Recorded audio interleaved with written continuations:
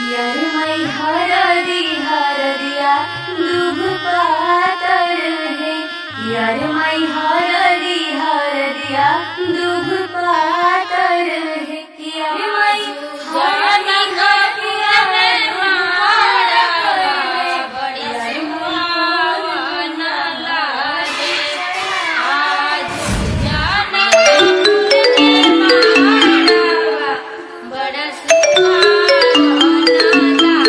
Hello. हाँ hello. कहाँ बाला? घरे बनी। अरे जल्दी आवा ना। अरे इतना जल्दी कब आ? हमरा ये सब कुछ नहीं सुने के, जल्दी आवा ना। अरे तो इतना घबराइल काहे बड़े? हमरा जिंदगी और मौत के सवाल बा, प्लीज जल्दी आ जाना। ठीक बा आओ।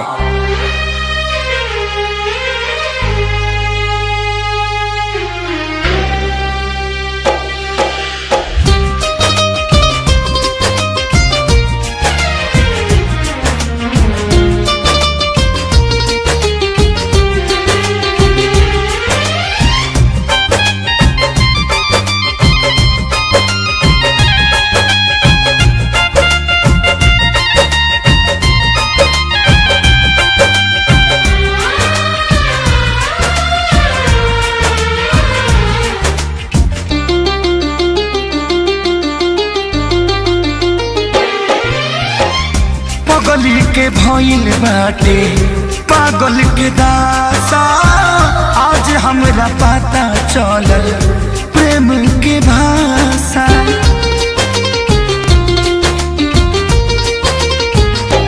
हाँ पगली के भइल बाटे पागल के दासा, आज हमरा पता चलल प्रेम के भाषा।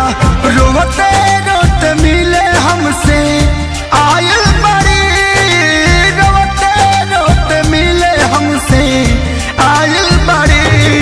हमर जान आज हरदी से लटाइल बड़ी, हमर जाना आज हरदी से लटाइल बड़ी।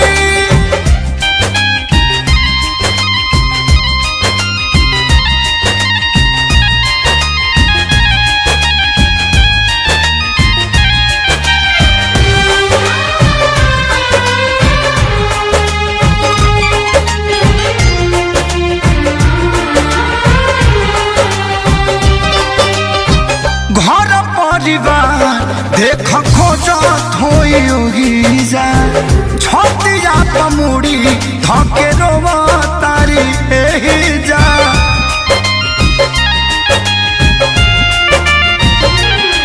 हथवा के मेहंदी मिटावेली इ तो हमरे के समझावेली।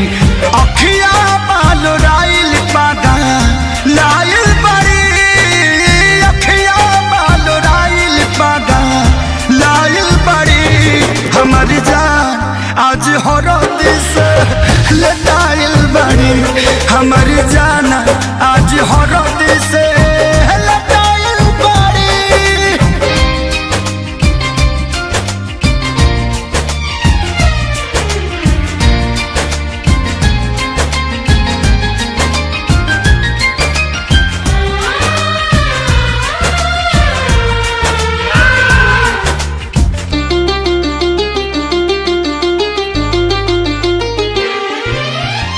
रोवला से इनका झर बनावा के पाता, प्यार के मतलब रब जिया जुए बुझाता।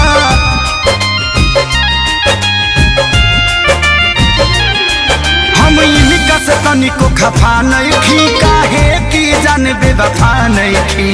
अखिलेश के खेसारी खाती भुलाइल बड़ी, अखिलेश के खेसारी खाती भुलाइल बड़ी। हमर जान आज हरद से लटाइल बड़ी, हमर जाना आज हरद से लटाइल बड़ी। ए जा, हम तो के छोड़ के ना जाए। सुना, कुर्बानी के नाम ही तो प्यार होला, और प्रेमी से बढ़ के परिवार होला। सबके इज्जत के बात बजान, तोहरा चले के परी चल।